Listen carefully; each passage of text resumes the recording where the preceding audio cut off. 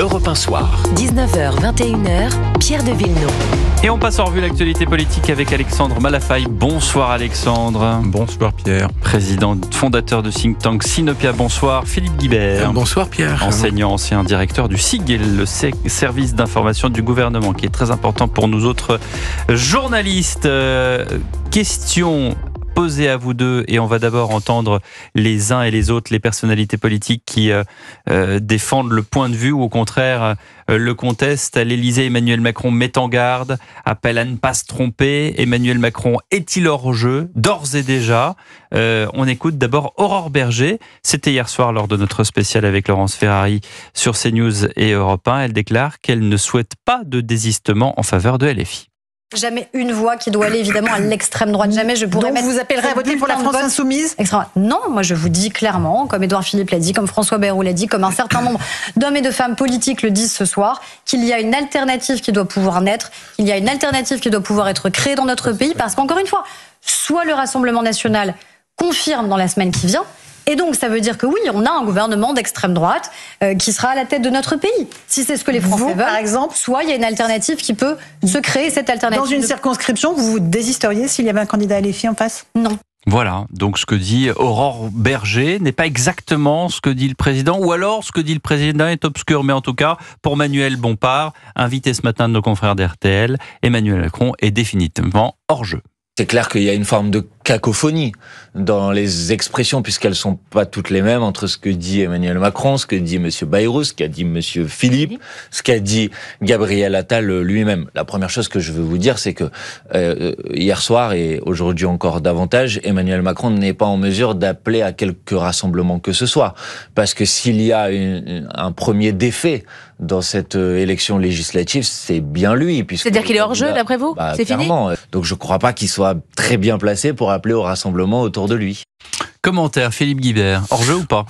Non, il n'est pas hors jeu, mais il est très affaibli, forcément. Quand votre base fait 20% au lieu de 25% il y a 2 ans... Et qu'elle se contredit sur les choix pour le deuxième tour. Elle est divisée sur le contour du barrage qui doit être fait au Rassemblement national et en y impliquant ou pas LFI, il est bien évident que tout ça ne conduit pas à une grande clarté et à une grande force. Donc oui, bien la sûr clarification qu'il voulait, finalement, elle est encore...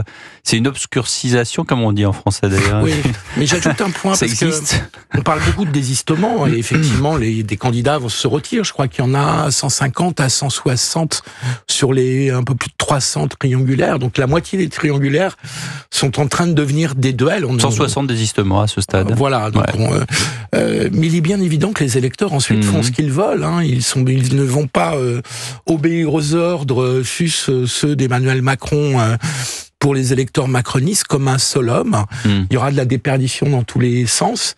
C'est vrai aussi des électeurs de gauche qui pourraient, qui voient leur candidat se retirer face à un duel entre le RN et les macronistes. Donc tout ça est très compliqué. Je pense que... Désistement en date au profit de Gérald Darmanin, arrivé en tête dans sa circonscription de Tourcoing. Duel face au RN Bastien-Verbrugge grâce au désistement de la candidate du nouveau Front Populaire. Voilà. Leslie Mortreux qui est arrivée 3e. Alexandre Malafaille, comment est-ce que vous voyez la situation ?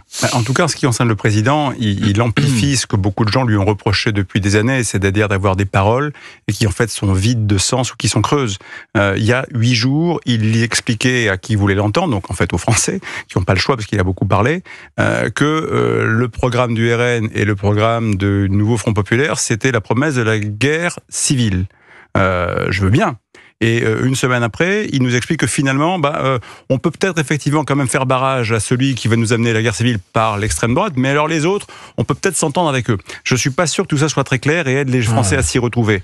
Et après, quand on regarde quand même un petit peu la réalité de ce qu'on a entendu dans la foulée d'Emmanuel Macron, Gabriel Attal parle d'un projet funeste, voilà, mais de l'autre côté, il ne dit plus de quoi il s'agit. On a juste oublié hier soir sur un certain nombre de débats qu'on a pu entendre que globalement, c'était notamment le cas de Clémentine Autain, qui pour défendre le tout et le grand n'importe quoi qu'on a entendu prononcer par un certain nombre d'insoumis, a mis ça sur le compte de la liberté d'expression. Alors moi, je veux bien qu'au nom de la liberté d'expression, on puisse tutoyer, voire franchir, mais sans vraiment franchir toutes les règles de la morale, toutes les règles de l'antisémitisme qui protègent l'antisémitisme, tout ça. Non, mais ça passe. Donc je pense qu'effectivement, on a un problème de confusion générale sur sur, en tout cas, ce qui vient d'en haut, et donc ça n'a plus beaucoup d'influence.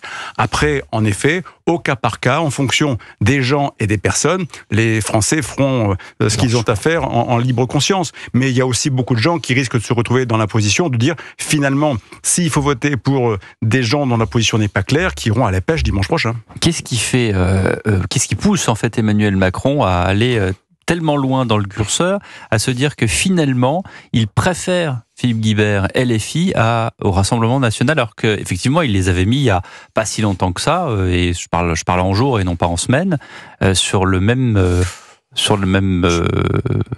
marche, en fait. Je pense qu'il prépare la future cohabitation, parce que ne racontons pas d'histoire. Le RN aura une majorité relative. Enfin, je veux dire, on n'a jamais vu un deuxième tour contredire. Pourquoi est-ce que vous êtes aussi vindicatif? Non, parce que je pense vous pensez pas à la majorité absolue, vous? Je suis pas sûr que ça aille jusqu'à la majorité absolue. Je suis pas sûr. Non, vous dites non. Attendez, vous n'allez pas faire comme Macron qui se contredit du jour au lendemain. Vous venez de dire que qu'il y aura pas de majorité absolue. Et puis là, vous dites, je pense qu'il y en aura pas. C'est pas exactement je pense pareil. Vraiment qu'on aura une majorité relative, une grosse majorité relative, mais je vois mal le RN franchir le seuil des 290 députés. Pourquoi ?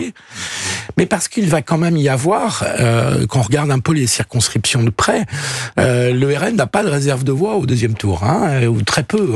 Le Reconquête ne pèse plus rien.